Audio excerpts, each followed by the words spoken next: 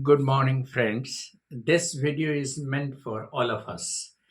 Friends, in the series of competitive English, we are continuing this video, and this video has been recorded keeping in view the demand of the competitive examinees and also the examinees who are going to appear for the board exam just in the month of February.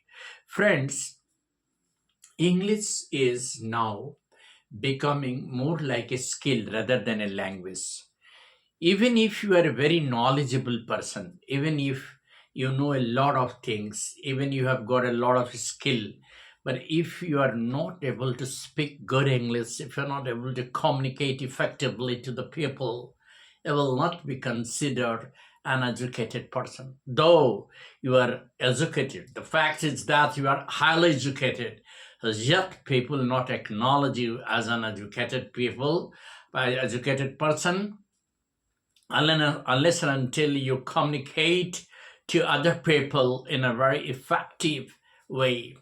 That is the reason why spoken English is getting more and more important these days. Many of the people believe that speaking in mother tongue or speaking in many other languages, regional languages will help. Definitely they will help. Somewhere you have to speak your mother tongue. You need to speak in regional language. There's nothing wrong in that. But when you are dealing with the people of corporate world, when you are dealing with the people of different nationalities, when you are dealing with the people abroad, when you're dealing with the companies abroad, you have to communicate in English. There is no other way. Friends, so far as the language communication is concerned, English spoken, English, particularly the communicative English, is very important. It is indispensable. Keeping in the demand of the competitive examiners, we are going to discuss some more questions that can be asked in various exams like NDA, CDS, you know, Staff Selection Commission, banking recruitment, railway recruitment, and many other exams. Friends, past perfect continuous, states and action, which had been going on in the past for some time, and it had been continuing in the past before the completion of another action. For example, yes, the whole day long he had been studying a book and had been revising his lesson. So, yesterday, the whole day long, he had been reading a book at home and had been revising all the lessons. The word yesterday, that word yesterday indicates that the action had been going on in the past for some time.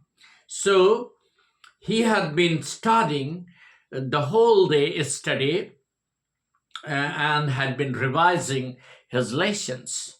The next one is his radio had been playing since 8 a.m. yesterday. The neighbors were getting disturbed. The man the man next door neighbor had been playing music loudly since morning, and so the neighbors were disturbed. The third one is he had been building his own, bungalow for the last 10 years. When I first met him, he had been constructing a beautiful bungalow for the last 10 years when I first met him. These are past perfect continuous. Come to another, line. Last night, the dog had been barking for a long time. Last night, that is past. Yes, we are referring to past perfect continuous.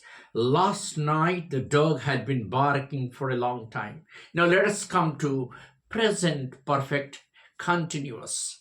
When an action has been continuing for some time, or for a period of time, or for a point of time in the present, that action is said to be the action of present perfect continuous tense. For example, He has been reading a book for half an hour. She has been writing a letter for 2 minutes. The man has been discussing about the matter since 8 a.m. in the morning. The class has been going on for half an hour. They have been reading a novel since morning, and so on. Another example, you can say, she has been knowing me since 2004. Even you can use present perfect in this case. She has known me since 2004. That is a better answer. For the last 10 years, he has owned this factory. Owned, O-W-N-E-D, owned. He has studied in the same class for the last 3 years. He has studied in the same class for the last 3 years. So that is a completed action, present perfect. And now we'll come to future tense. Future tense refers to an action which is likely to take place in the near future. For example, she is going to Allahabad tomorrow to have the holy bath in Sangam. She will, that can be said in another pure future, she will visit Allahabad tomorrow. And then comes the structure: subject plus will, shall plus v1 plus subject plus complement.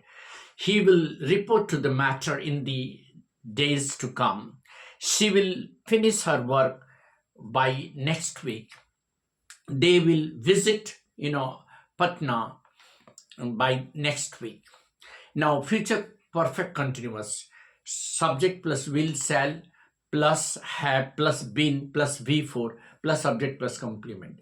They will be reading the book for 10 hours by the time I call them. She will be reaching the venue for sports by the time the captain calls her. They will be finishing their lessons by the time the exam commences. So this is future continuous. He will be reading the book and revising the lessons tomorrow throughout the day. She will be talking to her friends about her plan in the coming days. Future continuous. So it will be raining tomorrow the whole day. She will be inviting her friends tomorrow for picnic. They will be discussing the matter for an hour tomorrow by noon. Now future perfect and simple present go hand in hand. Like, by the time I reach home, her father will have reached his office. By the time she comes back from tuition, her mother will have finished her cooking. So here you see that both actions, one action in future perfect, another action in simple present, are taking place at the same time. So this is what we call future perfect followed by simple present. So it is very important to connect two actions in different ways. Like simple past and past continuous go hand in hand. While I was reading, the light went off. While I was discussing the matter, the students questioned me. While the Prime Minister was addressing the people, the the bell rang. While the teacher was discussing the matter, the final bell rang. While the assembly was going on, the chief guest arrived. While the music was going on, there was an announcement, like that. So always connect two actions just to beautify your expressions. Remember one thing: English is the most beautiful language, and it needs practice, and it needs command on grammatical items. Then only you can really be fluent in English. Friends, English is a skill rather than a language. So try to brush up your English all the time, every time when there is a video recorded by me. Thank you. This is Eddie Singh on the channel Is English by Eddie Singh. Thanks a lot.